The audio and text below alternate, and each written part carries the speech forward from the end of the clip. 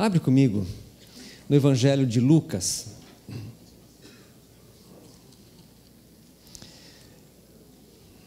Lá no finalzinho do Evangelho, eu vou ler com você somente 2 textos, o final do Evangelho de Lucas e depois o início de Atos, a continuação do que Lucas começou a falar no final do Evangelho e aquilo que ele continua a falar no livro de Atos.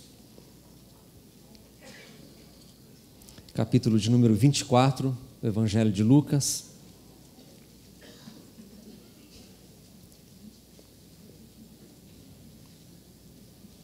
Versículo de número 50. Ele diz assim: então os levou para Betânia e, erguendo as mãos, os abençoou. Aconteceu que, enquanto os abençoava, ia se retirando deles, sendo elevado para o céu. Então eles, adorando-o, voltaram para Jerusalém, tomados de grande júbilo, e estavam sempre no templo, louvando a Deus. Agora salta comigo a continuação disso que Lucas continua o assunto no início do livro de Atos, no capítulo de número 1.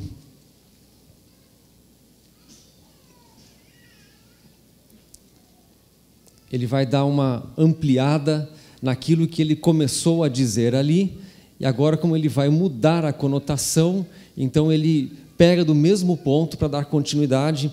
Atos 1, versículo de número 6. Ele diz assim: então os que estavam reunidos lhe perguntaram: Senhor, será este o tempo em que restaures o reino a Israel? Respondeu-lhes: não vos compete conhecer tempos ou épocas que o Pai reservou para a sua exclusiva autoridade. Mas recebereis poder ao descer sobre vós o Espírito Santo, e sereis minhas testemunhas, tanto em Jerusalém como em toda a Judéia e Samaria e até aos confins da terra. Ditas estas palavras, foi Jesus elevado às alturas à vista deles, e uma nuvem o encobriu dos seus olhos. E estando eles com os olhos fitos no céu, enquanto Jesus subia, eis que 2 varões vestidos de branco se puseram ao lado deles. E lhes disseram: varões galileus, por que estáis olhando para as alturas? Esse Jesus, que dentre vós foi assunto ao céu, virá do modo como o viste subir. Até aqui. Vamos orar? Aí fico mais calmo. Pai querido, em nome do Senhor Jesus, a nossa expectativa é que o Senhor fale conosco, que o Teu Espírito Santo, Ele ministra ao nosso coração. Nós sabemos que além daquilo que a Tua Palavra diz de maneira coletiva, o Teu Espírito Santo fala individualmente com cada um de nós, e nós não queremos perder isso por nada. Então, por favor, em nome de Jesus, fala conosco, Senhor, e o Teu nome será exaltado. Assim seja, em nome de Jesus. Amém, Senhor. Amém. Irmãos, antes de nós voltarmos aqui, eu queria pegar com você uma linha de raciocínio que ela está se encerrando aqui. O Senhor Jesus, quando Ele fala com os seus discípulos acerca do testemunho que eles dariam a respeito dele, Ele já havia falado muito a respeito do testemunho que o Pai dava a respeito dele. Ele, por exemplo, disse assim: há outro que testifica de mim e este é maior do que todos. Em outra ocasião, ele disse: o testemunho que o Pai me dá é verdadeiro, este é verdadeiro. Então, Paulo, falando aos Coríntios, ele cita isso também, dizendo que quando ele foi anunciar o testemunho de Deus, ele não foi com sublimidade de palavras persuasivas, de sabedoria humana, o testemunho de Deus. João, quando fala sobre isso, ele diz assim: se admitimos o testemunho dos homens, o testemunho que Deus dá acerca de seu Filho é maior. E ele repete isso 3 vezes ali na primeira carta, falando do testemunho que Deus dá a respeito de Jesus. Embora nós sabemos que o testemunho a respeito de Jesus você encontra em todo o Evangelho, pelas suas obras, pelos seus feitos, pelos seus milagres, pelo seu ensino, pela sua sabedoria, pelo agir do Espírito, nós encontramos no Evangelho pelo menos 8 manifestações do céu a respeito de Jesus. E talvez isso seja o tema, o assunto que comoveu tanto, que impactou tanto os discípulos, e que eles passam a chamar isso de o testemunho que Deus dá, o testemunho de Deus. E é isso que eu queria seguir um pouquinho a linha de raciocínio, porque nós chegamos aqui na consumação de tudo. É o último testemunho que vão aparecer estes dois anjos falando a respeito da ascensão de Jesus. Só que esse testemunho começa no nascimento de Jesus, na encarnação de Jesus. Quando você vai ler os evangelhos a respeito do nascimento de Jesus, além de toda a carga profética que está em cima do nascimento de Jesus, anunciando o momento do nascimento, a localização do nascimento de Jesus, no entorno da história do nascimento de Jesus, você tem manifestações no céu, a estrela que vai guiar aqueles homens, você tem anjos aparecendo no campo para aqueles pastores, aparece um anjo falando com eles, hoje vos nasceu em Jerusalém, em Nazaré, e anunciando, aqueles anjos não se contêm, eles se manifestam e declaram glória a Deus nas alturas, paz na terra. Os anjos estão ali falando com Maria a respeito do nascimento de Jesus, falando com José a respeito do nascimento de Jesus. Então, tudo aquilo em torno do nascimento de Jesus torna-se para nós um dos testemunhos de Deus pelas manifestações que acontecem naquele momento. Passado isso, há um período de 30 anos de silêncio, até que novamente haverá uma manifestação dos céus testemunhando a respeito de Jesus.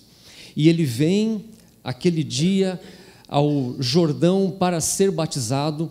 João Batista, que não o conhecia, vendo-o, declara: eis aí o Filho de Deus, eis aí o Cordeiro de Deus, que tira o pecado do mundo. E ele se aproxima de João Batista, ele diz: eu não sou a pessoa que deve ser o que vai te batizar, eu deveria ser batizado. E Jesus fala: agora cumpre a nós satisfazer a justiça de Deus. E ele é batizado. No ato do seu batismo, os céus testemunham novamente. O céu se abre. Interessante, quando Mateus escreve isso, ele fala que o céu se lhe abre. O céu é aberto para Jesus. O céu não é aberto para mim. O céu não é aberto para uma pessoa generosa, bondosa, que não fala palavrão, educada. O céu foi aberto para Jesus. O céu está aberto para Jesus. E agora desce sobre ele o Espírito Santo na forma corpórea de uma pomba, uma voz vem do céu, todos ouvem e diz: este é o meu Filho amado e nele eu tenho todo o meu prazer. Imediatamente o Senhor Jesus sai daquele momento do batismo e vai para o deserto. Este Espírito que vem sobre ele o conduz ao deserto para ser tentado. O escritor aos Hebreus fala que ele foi tentado em toda sorte de tentações. 2 vezes ele enfatiza isso. O Senhor Jesus vai ao deserto, embora os evangelhos eles coloquem de uma forma a sequência diferente, talvez a ideia mais exata seja como Mateus coloca, porque Mateus diz que, em primeiro lugar, Jesus foi tentado na carne. Ele teve fome, e o diabo se aproxima dele e diz: transforme estas pedras em pães e satisfaça a sua carne, sacia a sua fome. Provavelmente o evangelho de Mateus traz a sequência correta para nós, porque ele vai num grau de aprofundamento da tentação. Quando nós falamos daquelas 3 tentações, tendo à luz a carta aos Hebreus, a gente não pode imaginar que foram somente aquelas 3 tentações, porque ele diz que Jesus foi tentado em toda sorte de tentações. Então a primeira tentação, quando ele fala sobre a fome, porque é a mais básica, mas na verdade ele estava dizendo que toda a tentação na esfera da carne, da necessidade, do prazer, da satisfação, do desejo de suprir essa necessidade da carne, era isso que o diabo estava tentando Jesus. ele parte para um segundo nível de tentação, que agora é um pouco mais sutil. E Jesus foi tentado em toda sorte de tentações, sem, porém, pecar. E esse segundo nível é um nível de alma, porque a proposta do diabo agora é de tomar Jesus, levá-lo ao pináculo do templo, no ponto mais elevado. Ali é um lugar de evidência, um lugar muito cheio de gente, e ele fala: salte, e Deus dará ordem aos anjos para que te tomem nas mãos. Você imagina Jesus num momento de multidão reunida, num lugar dos mais movimentados que poderia se imaginar na época, e ele saltando do templo, todos olhando para cima, vendo ele, e de repente ele começa a levitar. Ele rapidamente alcançaria evidência, reconhecimento, projeção, aplauso. Ele conseguiria satisfazer este anseio da alma humana, de ser reconhecido, de ter visibilidade. E Jesus, ele resiste a essa tentação, toda sorte de tentação. E o diabo parte para uma terceira tentativa, porque agora vai ser num nível espiritual. A Escritura diz que o próprio Senhor Jesus ensina isso, dizendo que os verdadeiros adoradores adoram a Deus em espírito. A adoração, ela é essencialmente espiritual, e o diabo propõe justamente isso para Jesus. Ele fala: se você me adorar, você vai alcançar tudo aquilo que se espera alcançar, que se pode alcançar por meio de uma rendição e de um reconhecimento. Ele fala: todos os reinos me foram dados, estão todos nas minhas mãos. Se você se prostrar e me adorar, então eu te dou tudo isso. Porque era isso que Jesus vinha fazer, essa era a obra dele. E Jesus resiste. A Escritura diz que, terminado este período de tentações sobre a vida dele, então anjos vieram e os serviram. Novamente os céus estão se manifestando. É a terceira intervenção. Agora nós vamos passar um período, ele sai deste tempo de deserto, e vão passar agora um período de 3 anos de intenso trabalho. Durante 3 anos o Senhor Jesus será encontrado ensinando e discipulando, ensinando e proclamando o reino, ensinando, discipulando, expelindo demônios, curando enfermos, pregando o reino. E terminado este período de 3 anos, ele vai ao Monte da Transfiguração. Ele junta alguns discípulos, sobe a este monte, e ele está em oração, e o seu semblante começa a ser transfigurado. Pedro, quando escreve sobre isso, ele foi tão impactado pelo que aconteceu ali, que ele fala: nós fomos testemunhas da majestade da sua glória, de tão impactado que ele foi com aquela visão.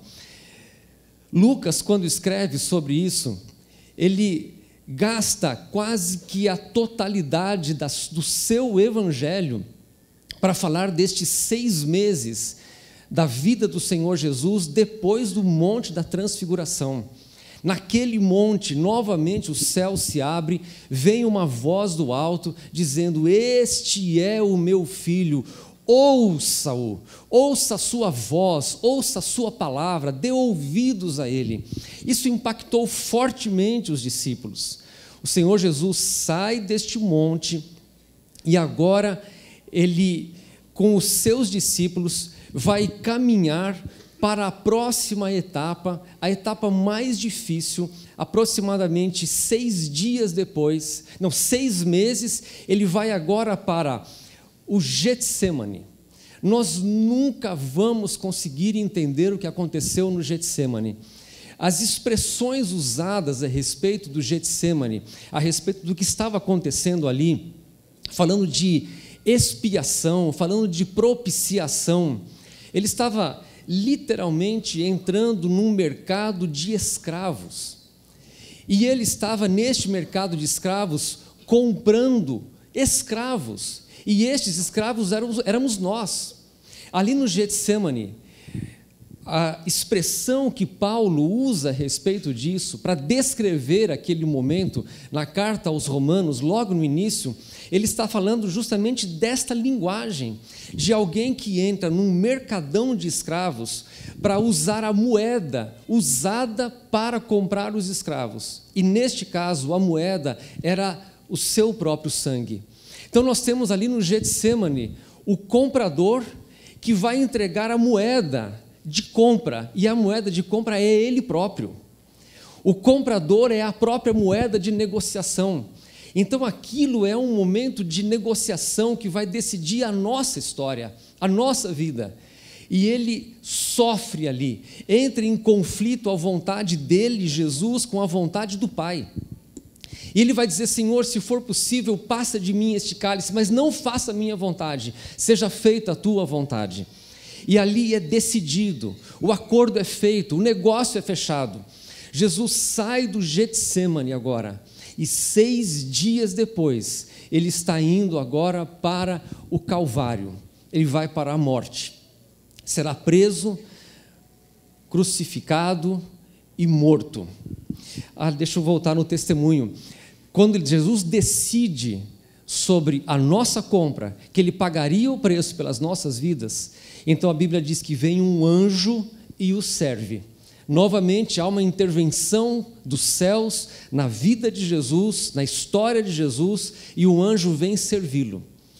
Terminado isso, ele 6 dias depois está sendo levado para ser julgado, aquele julgamento cruel, injusto, violento, para ser crucificado e morto. Na morte de Jesus, então nós temos de novo a manifestação dos céus sobre a vida do Senhor Jesus. Há uma escuridão, trevas sobre a terra. No templo, diz que o véu do templo é rasgado de cima a baixo.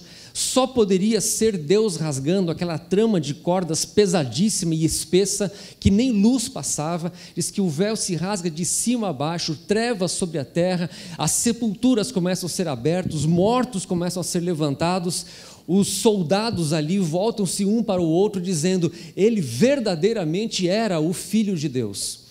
Então, novamente o testemunho. Passados 3 dias, o Senhor Jesus, tendo vencido todas essas etapas, vence a etapa que faltava. 3 dias depois ele ressuscita dos mortos, a sepultura está aberta, aquelas mulheres vão ao sepulcro para levar seus lamentos, as suas dores, e encontram a sepultura aberta, aquele anjo na porta dizendo: por que vocês procuram entre os mortos aquele que vive? Ele ressuscitou e está vivo. O céu está novamente intervindo, mostrando: estes são os testemunhos que Deus deu a respeito de Jesus, que os discípulos foram profundamente impactados, a história correu, mudou a vida deles, e agora o Senhor Jesus é visto por 40 dias, andando por todos os lugares. Numa ocasião ele é visto por mais de 500 pessoas ao mesmo tempo, junto deles. E depois, terminados esses 40 dias, nós chegamos onde nós estamos aqui, em Lucas, quando ele está junto com os seus discípulos em Jerusalém, após a sua ressurreição, depois de ter percorrido aqueles lugares por 40 dias, seus discípulos acompanharam toda essa trajetória, viram, ouviram o testemunho. Então o Senhor Jesus vai dar as instruções finais, e nós teremos aqui, como nós lemos, a 8ª intervenção celestial na vida do Senhor Jesus e no ministério dele, quando aqueles varões falam a respeito da ascensão de Jesus e o Deus Pai o ascende aos céus. Ele reúne os seus discípulos para os abençoar. Chegamos onde eu queria começar. Graças a Deus. Por que ele faz isso? Eles estão em Jerusalém e agora ele reúne os seus discípulos e os leva para Betânia e fala para eles agora: vocês voltem para Jerusalém, porque a promessa vai ser derramada lá em Jerusalém. Mas ele especificamente pega os seus discípulos e vai para Betânia. Se você for ler os evangelhos, você vai encontrar que pelo menos 10 vezes se faz menção, se faz relato destas idas e vindas que Jesus fazia entre Jerusalém e Betânia. Betânia é como se fosse a casa dele, é o pouso dele, é o descanso dele, é o lugar onde ele tem prazer, onde ele gosta de estar. Então ele vai e volta. Se você der uma olhada no que está acontecendo, a Bíblia não é explícita sobre isso, mas dá para entender algumas coisas deste cenário. Em Jerusalém, ele tem algumas cenas que são duras para ele, por ser quem ele é e por fazer o que ele faz. Primeiro, porque em Jerusalém agora ele é perseguido como um criminoso. Já havia toda aquela conspiração para matá-lo. Já havia toda aquela ameaça para quem fosse um seguidor de Jesus, para quem pudesse denunciá-lo em alguma falha, em alguma falta, em alguma coisa.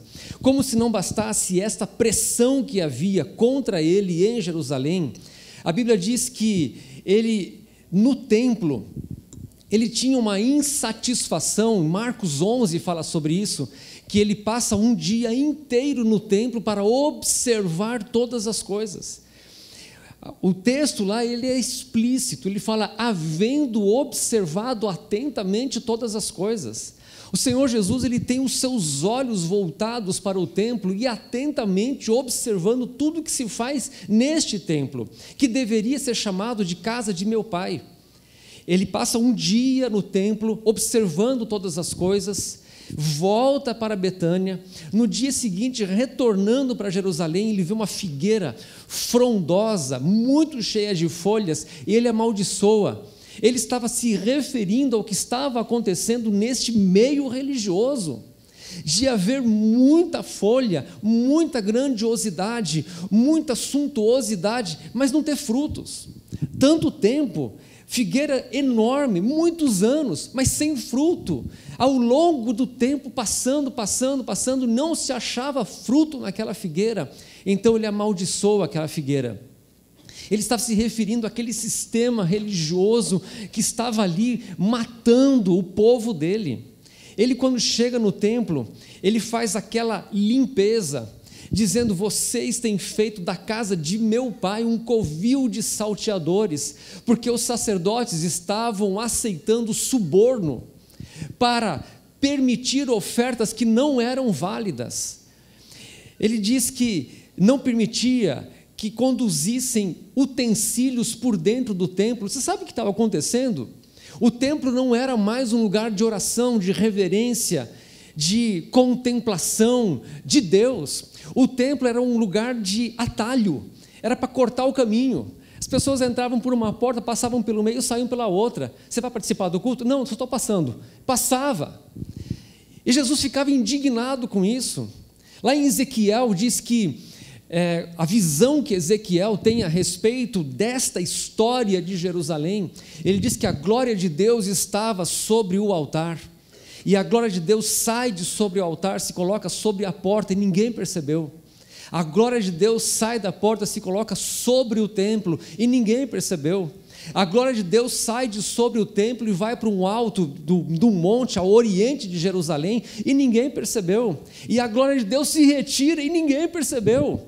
Agora a glória de Deus está encarnada, se coloca de novo neste monte, ao oriente de Jerusalém, e diz, Jerusalém, Jerusalém, que matas os teus profetas, que apedrejas aqueles que te foram enviados. Quem dera reconhecesses o dia da tua visitação, mas agora, porque não reconheceu o dia da visitação, esta casa ficará vazia. Essa é o que ele vê em Jerusalém. Ele está indignado com isso. Se ele se volta para os seus discípulos, nessas muitas andanças e discipulado, 3 anos e meio trabalhando com os seus discípulos, ele encontra um grupo de homens que até então, e Marcos enfatiza isso, dizendo que eles não tinham entendido nada a respeito da morte de Jesus. Eles estavam disputando entre eles cargos, eles estavam até fazendo armações, chamando a mãe de 2 deles lá, para ver se ela podia interceder por eles, dizendo, no teu reino, põe um sentado à direita e outro à esquerda. Eles estavam de olho em títulos, em cargos, brigando, disputando, para ver quem pegava o melhor lugar. Esses eram os discípulos. Quando eles veem aquela mulher quebrando aquele vaso de alabastro, o texto lá de João, se não me engano, ele fala que Judas questiona aquilo lá, dizendo esse desperdício, poderia se ter feito obras de caridade com esse dinheiro aí. Embora João fale a respeito de Judas, se você lê os evangelhos, todos eles concordaram, todos eles foram unânimes, que poderia se ter dado um destino melhor para aquele dinheiro e não para aquele ato de adoração. Esses eram os discípulos. E o que ele encontrava em Betânia? Para ele resolver juntar a turma e voltar para Betânia para o ato final, a bênção final, o testemunho final de Deus. Sabe o que ele tinha em Betânia? Simão leproso, que não pediu nada, simplesmente foi curado por ele. Não queria cargo, não queria título, não queria honraria nenhuma, ele simplesmente amava Jesus. Ele tinha lá em Betânia aquela casa daqueles 3 irmãos que ele costumava se hospedar, Marta, Maria e Lázaro. Lázaro é um homem que aparece 3 vezes. Primeira vez ele não aparece. A casa aparece, Marta e Maria aparecem, mas Lázaro não aparece. Na segunda vez que ele aparece, ele é um morto, ele é um cadáver. Na terceira vez que ele aparece, ele está assentado à mesa, ceando com Jesus. Essa é a casa onde Jesus gosta de estar. Maria de Betânia, aquela que quebrou o vaso de alabastro, você sabe o que significa aquele vaso? Há quem diga que aquele vaso representava os salários de um ano de uma pessoa. Perfume caríssimo, o vaso em si, uma pedra esculpida, formando aquele vaso, era lacrado, era como se fosse essa ampola de seringa, de injeção, que tem um anelzinho, que você passa aquela lixinha, destaca. Aquele vaso, ele era lacrado. Para derramar aquele perfume, teria que se romper aquele lacre. O que Maria de Betânia fez? Ela sabia que o Senhor Jesus seria entregue à morte. Embora os discípulos não tivessem sabendo disso ainda, não tivessem percebido, embora o Senhor Jesus já vinha falando a respeito da sua cruz, eles não haviam entendido isso ainda. Ela, lá em Betânia, já havia entendido. E ela pega aquele vaso de alabastro com nardo puro, era um dote, era alguma coisa especial, guardada para 2 ocasiões. Primeira possibilidade, a noite de núpcias de uma mulher. Ela guardaria para aquela noite de núpcias, romper aquele vaso e derramar aquele perfume no quarto das núpcias, nos lençóis. Era uma noite muito especial.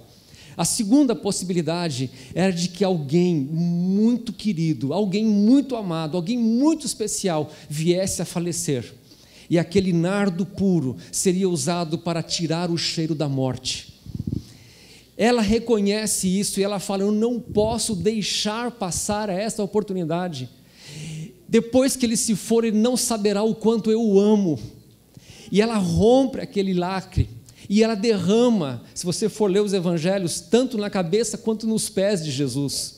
O perfume enche toda a casa. É uma referência exata do texto lá de Cantares, dizendo: o rei está à mesa e o seu perfume enche toda a casa. Era o Senhor Jesus sentado naquela casa e o perfume que foi colocado sobre ele, enchendo aquele ambiente todo.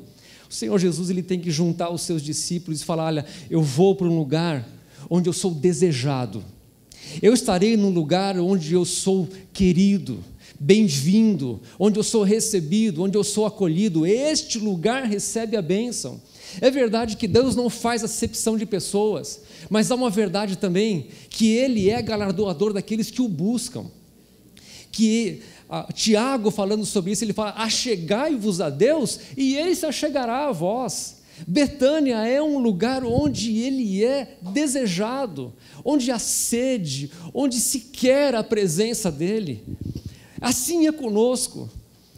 Quando nós estamos disputando entre nós bênçãos, favores, títulos, vantagens, benefícios, facilidades da parte de Deus, os olhos deles são vistos de uma forma diferente de quando nós estamos simplesmente desejando a presença dele, querendo perto de nós. ele junta os seus discípulos, vai para Betânia, para esse ato final, para esse testemunho último, o 8º testemunho de Deus a respeito de Jesus, e ali ele abençoa.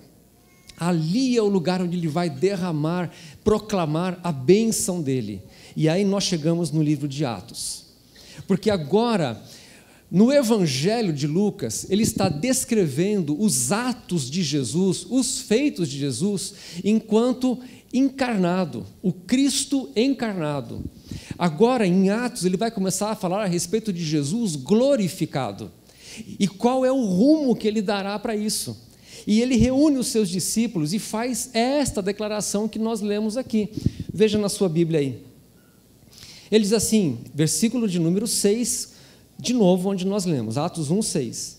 Então os que estavam reunidos lhe perguntaram: Senhor, será este o tempo em que restaures o reino a Israel? Olha onde estão os olhos deles. Eles estão preocupados com a autoridade, com o domínio político, com as influências romanas e com a liberdade de Israel de tornar aos tempos de Davi.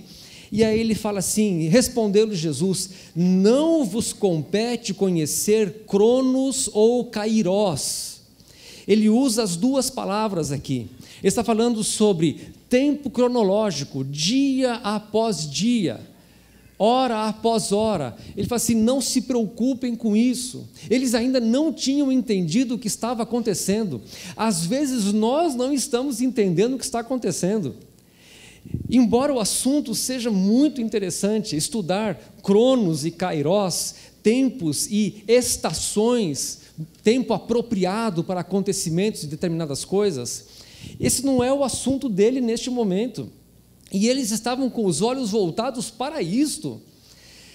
Paulo, quando escreve aos Romanos, do capítulo 9 ao capítulo 11, ele fala sobre tempo, sobre estação, sobre época, falando a respeito de Israel, que Deus tem um tempo determinado para fazer coisas que Ele vai fazer com Israel.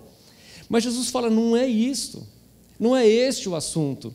Eclesiastes, ele fala, há tempo para tudo, e para todo propósito existe um tempo determinado, mas não é esse o assunto. Quando ele fala lá, ele fala sobre tempo de abraçar e tempo de deixar de abraçar. E a gente entende o que é isso, a gente sabe, porque a gente ministra isso para os jovens namorados. Porque se abraçar na hora errada, os hormônios vão começar a trabalhar. Então é tempo de não abraçar. Ele fala, há tempo de falar e há tempo de calar. E os casados sabem o que significa isso. Tem hora que é melhor não falar nada, ficar em silêncio. Mas os discípulos estão preocupados com este tempo, épocas de determinadas coisas. E ele fala, não é este o assunto. E aí ele vai ao assunto. Versículo 8. Recebereis poder ao descer sobre vós o Espírito Santo e sereis minhas testemunhas. Aquilo que o Pai vinha fazendo, que o Espírito vinha fazendo com Jesus, Ele está agora delegando isso aos discípulos. Ele está agora comissionando cada um de nós.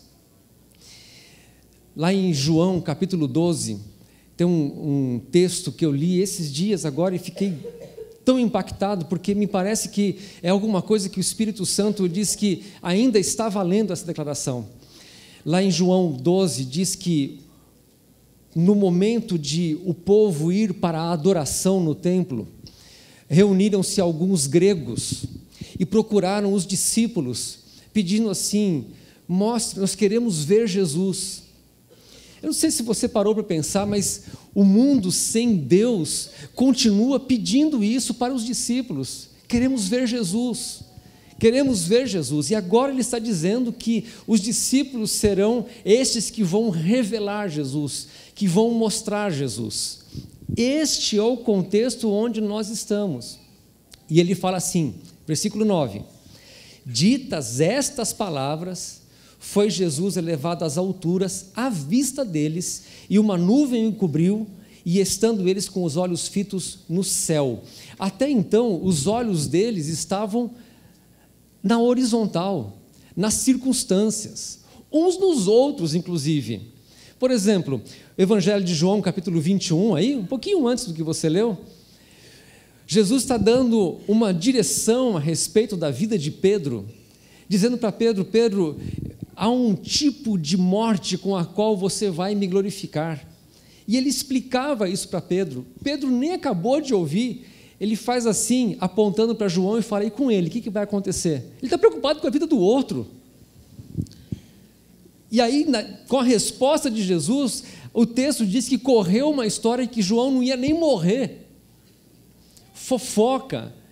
Os olhos deles estão na horizontal, olhando circunstâncias e pessoas. O versículo que nós lemos, versículo de número 10, a ascensão de Jesus, o testemunho de Deus na vida deles, muda a visão deles, porque agora os olhos deles estão colocados em Jesus, fitos no céu, em Jesus.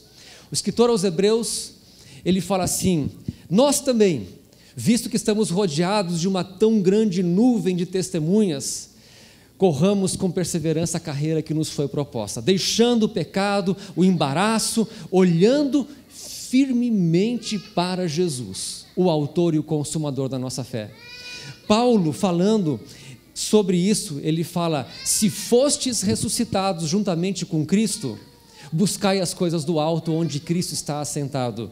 Se há uma coisa que precisa acontecer comigo e com você, é que a nossa visão seja mudada, a maneira como nós olhamos, senão nós vamos morrer, nós desanimamos.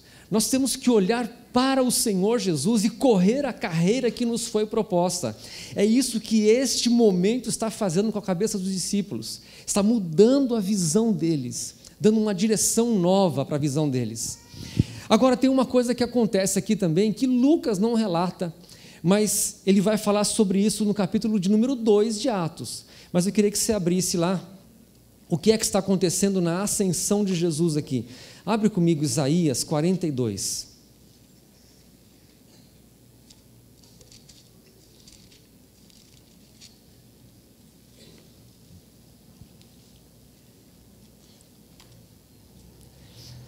Abre Isaías 42 mesmo.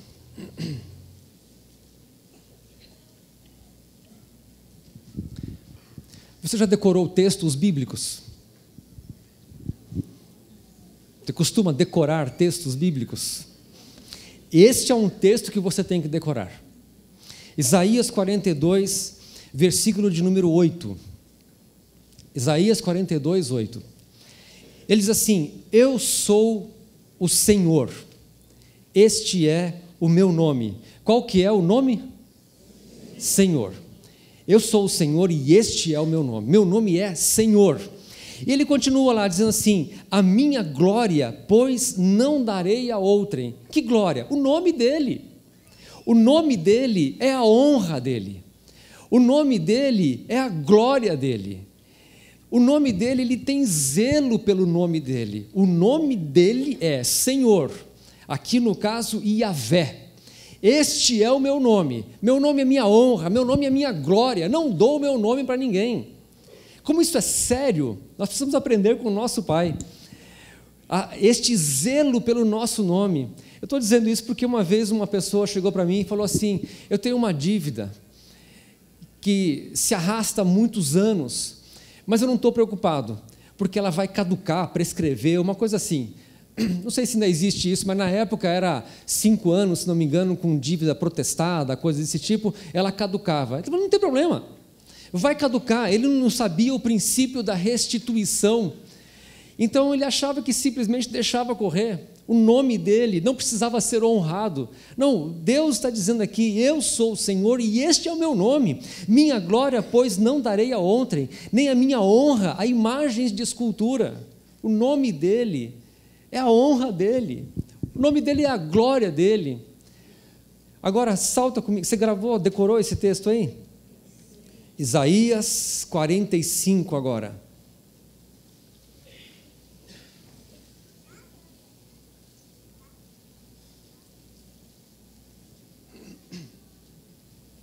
Isaías 45, versículo de número 23. Isaías 45, 23. Outro texto para decorar. Por mim mesmo tenho jurado, da minha boca saiu o que é justo e a minha palavra não tornará atrás. Olha o que ele diz: diante de mim se dobrará todo joelho e jurará toda língua. Este é o meu nome é minha honra, meu nome é minha glória. E eu estou afirmando que ao soar a proclamação diante de mim, todo joelho se dobrará. Está falando da autoridade dele. Agora, salta comigo para você entender o que está acontecendo neste momento da ascensão de Jesus. Vai lá para Filipenses, capítulo de número 2.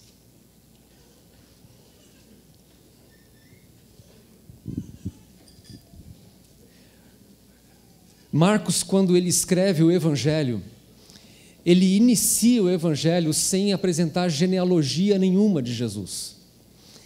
Ele só cita porque Marcos, quando apresenta Jesus, ele apresenta Jesus como servo. Só que ele termina, ele encerra o seu Evangelho dizendo: e está assentado à destra de Deus nas alturas. Aquele homem que foi tentado em toda sorte de tentações e que venceu as tentações, que venceu a carne, que venceu o diabo, que venceu a morte, que venceu as trevas, que ressuscitou. Por ser este vencedor, por ter vencido em todas as batalhas, olha o que Paulo diz a respeito dele, o que é que está acontecendo ali. Versículo de número 9, Filipenses 2:9. Pelo que também Deus o exaltou sobremaneira e lhe deu um nome? O nome. Isaías 42:8.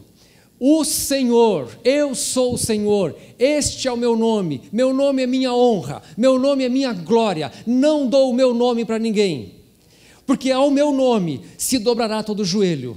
Só que agora tem aquele que veio, que encarnou, que foi proclamado, anunciado, testemunhado, venceu o diabo, venceu a carne, venceu em vida, venceu a morte, venceu as trevas, ressuscitou, ascendeu às alturas. Deus pega o nome, é o que está dizendo aqui, pelo que Deus também o exaltou sobremaneira e lhe deu o nome que está acima de todo nome, para que ao nome de Jesus se dobre todo o joelho nos céus, na terra e debaixo da terra. Isaías 45, está se cumprindo Isaías 45, e toda língua confesse que Jesus Cristo é o Senhor, para a glória de Deus. Ele é o Senhor. Hebreus, quando fala sobre isso, fala não somente ele é mais excelente, muito mais elevado do que todos os anjos, mas herdou o mais excelente nome do que eles. Jesus, naquele ato em que ele vem aos discípulos, prestes à sua ascensão, Lucas não fala, mas Mateus fala no capítulo 28, Jesus se apresenta e fala: toda a autoridade me foi dada nos céus e na terra. Do que ele está falando? Ele recebeu o nome que está acima de todo nome. Diante deste nome, todo joelho se dobrará e toda língua confessará o seu senhorio, a sua glória. Alguém pode olhar e falar assim: não, mas aqui, o texto aqui fala de Kyrios e não de Yahvé. Deixa eu explicar uma coisa. No ano de 200 a.C., aproximadamente, já haviam tantos judeus que não falavam mais o hebraico, que foi convocada um ato chamado de Septuaginta, que foi um grupo de aproximadamente 70 tradutores, que eles traduzem todo o Velho Testamento para o grego. E eles pegam aquele nome Yahvé e escrevem Kurios ou Kyrios. Ele está falando deste nome mesmo, não há erro de interpretação. Pedro, no seu discurso, no capítulo 2, ele fala assim: agora, a estes que vós crucificaste, saiba, pois, toda a casa de Israel, que Deus fez dele Senhor e Cristo. Ele é o Senhor. Isso está sendo proclamado a todos eles. A ascensão de Jesus é o Salmo 24, levantai, ó portas, as vossas cabeças, levantai dos portais eternos, para que entre o Rei da Glória. Quem é o Rei da Glória? O Senhor, forte e poderoso nas batalhas, Ele é o Rei da Glória. Ele tem agora um nome que está acima de todo nome, mas a coisa não ficou louca ainda, a coisa não ficou louca. Volta lá em Atos, porque o Evangelho tem que ser loucura para nós. A coisa não ficou louca. A mais loucura de todas elas, na continuação,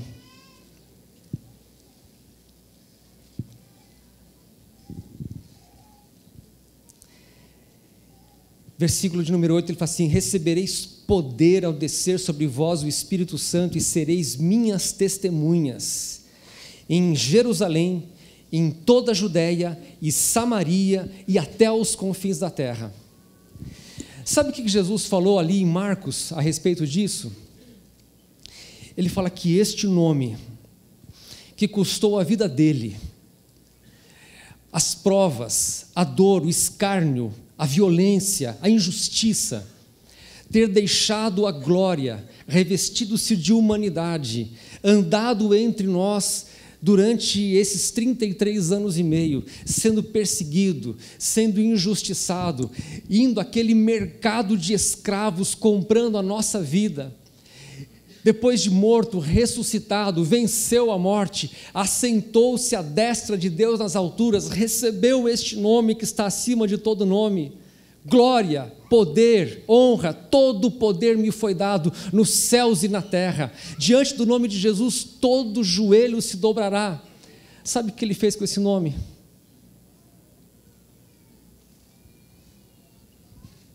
É louco demais, mas ele deu para mim esse nome. Paulo, quando ora, ele fala assim: eu coloco-me diante do Pai, do qual toda a família na terra toma o nome. Agora este nome foi dado a mim e a você.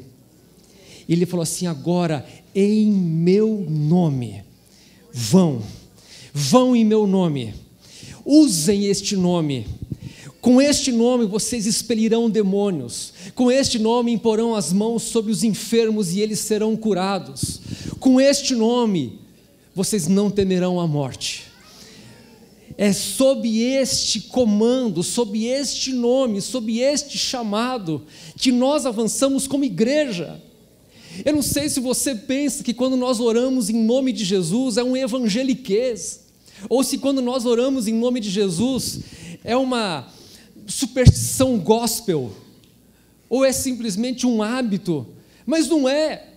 Orar em nome de Jesus é tomar para si a obra poderosa que Jesus fez, e por mais louca que seja, este nome tão precioso, que Deus falou, é a minha honra e a minha glória, mas que Ele entregou ao Filho, o Filho repartiu e disse: ide, vai, levante-se, porque as trevas, as portas do inferno não poderão resistir contra você. Eu não sei o que te intimida, eu não sei o que te constrange, o que te impede, mas eu vinha aqui dizendo: Senhor, quando eu for orar junto com eles, que eles não fiquem em pé, mas que eles se levantem como igreja, que eles se levantem como igreja, usando este nome, porque às vezes nós não temos o entendimento daquilo que foi colocado em nossas mãos. Levante-se em nome de Jesus. Fique em pé também, mas levante-se em nome de Jesus. Segura na mão da pessoa do seu lado, à direita e à esquerda. A quem que foi dado este nome? Ah, Jesus. Não, o que Ele fez depois? Ele deu para você. E você está segurando a mão de uma pessoa que tem necessidades, tem temores, tem enfermidades, tem crises, tem uma necessidade de uma intervenção de Deus. E Jesus falou: agora você será a testemunha, você é que vai fazer a glorificação. Mostra Jesus. Senhor, nós queremos ver Jesus. Lembra dos gregos? Queremos ver Jesus. Pois essa pessoa do seu lado quer ver Jesus, quer ver o agir dEle, quer ver o poder dEle, quer ver a mudança de história que Ele pode promover. Segure firmemente a mão do seu irmão. Feche os teus olhos.